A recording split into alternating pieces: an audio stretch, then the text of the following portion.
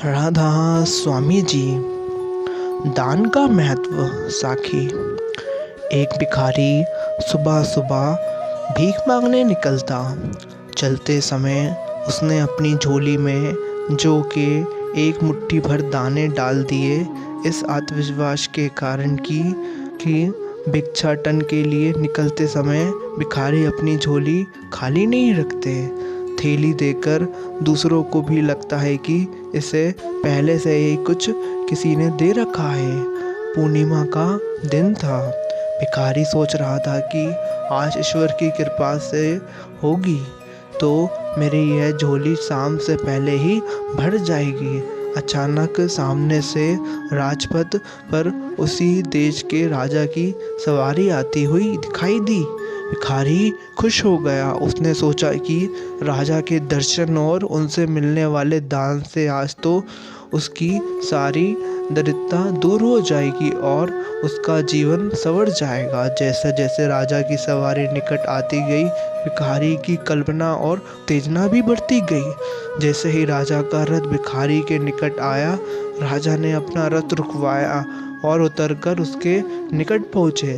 बहुमूल्य की तो मानो सांसें ही रुकने लगी, लेकिन राजा ने उससे कुछ देने के बदले उल्टा अपना बहुमूल्य चादर उसके सामने फैला दी और उससे भीख की याचना करने लगा।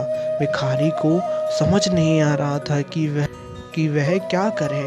वह सोच ही रहा था कि राजा ने पुण्य याचन की। भिखारी ने अपनी झोली में हाथ डाला, मगर हमेशा दूसरों से लेने वाला मन देने को राजी नहीं हो रहा था।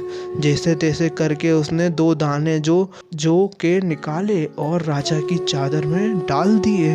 उस दिन हालांकि भिखारी को अधिक भीख मिली, लेकिन अपनी झोली में से 2 दाने जो के देने का मालस उसे सारा दिन रहा। शाम को जब अपने झोली को पलटी तो उसे आश्चर्य की सीमा ना रही। जो सो वह अपने हाथ झोली में ले गया था, उसने 2 दाने सोने के हो गए थे। अब उसे समझ में आ गया कि दान की महिमा के कारण ही हुआ है। वह पछतावा कि काश उस समय उसने राजा को अधिक जो दिया होता तो यह नहीं होता आज, क्योंकि उसकी देने की आदत जो नहीं थी। शिक्षा हमें ये सिखाती है कि देने से कोई चीज़ कभी घटती नहीं है, लेने वाले से देने वाला बड़ा होता है। अंधेरे में छाया, बुढ़ापे में काया और अंत समय में माया किसी का साथ नहीं देती है। एक दिन बड़े महाराज जी बाबा जी के पास आए तो वह मंडली गांव के 2 जाट सत्संगियों, मच्छरों और रामतीर्था से मिले। वे अच्छे प्रेमी थे। जब तक सुबह उनको अंदर गुरु के दर्शन न होते वे किसी के काम नहीं लगते। जो प्रेमी हो, गुरु भी उसकी देखभाल करता है। कभी कभी गुरु शिष्य की आजमाइश भी करता है। उन्होंने अपने खेतों में मक्का बोया था।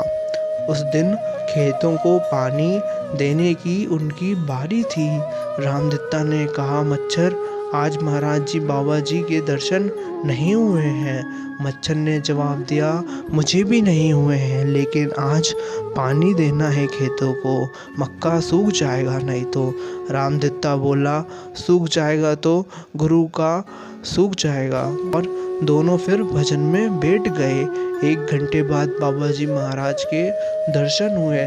तब उठकर राहत आई, पानी दिया। उस वर्ष मक्का पहले से 2.5 गुना हुआ।